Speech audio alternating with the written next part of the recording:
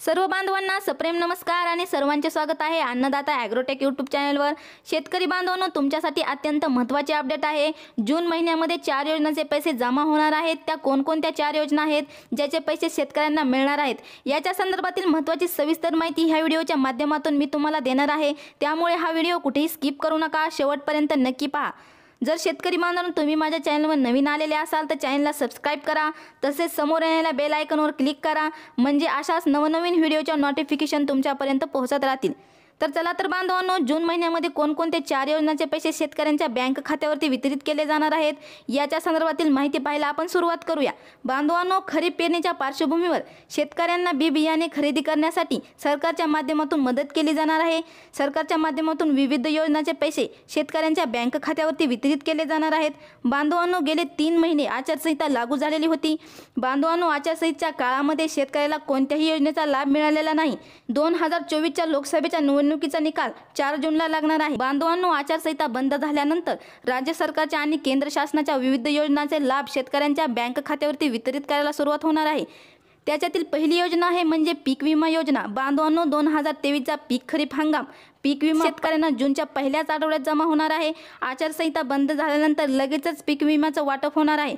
कोणत्या शेतकऱ्यांना होणार आहे? ज्या शेतकऱ्यांनी 2023 मध्ये नुकसान झाल्यानंतर 72 तासाच्या आत पूर्वसूचना दिलेली होती, क्लेम केलेले होते, अशाच शेतकऱ्यांचा क्लेम केलेला पीक विमा त्यांच्या खात्यावरती वितरित करायला सुरुवात होणार आहे।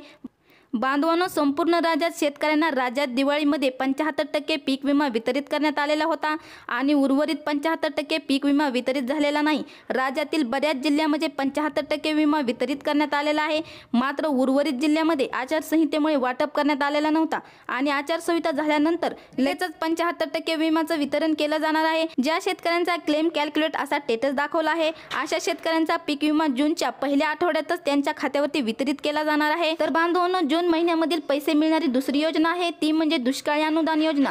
तर बांधवांनो, तुम्हाला सर्वांना माहीतच आहे, आचारसंहिता लागू होण्याआधी शासनाच्या माध्यमातून GR काढण्यात आलेला होता। राज्यातील 15 जिल्ह्यातील 40 तालुक्यामध्ये दुष्काळी अनुदान जाहीर करण्यात आलेलं होतं। दुष्काळी अनुदानाचा GR आल्यानंतर लगेचच आचारसंहिता लागू झालेली होती।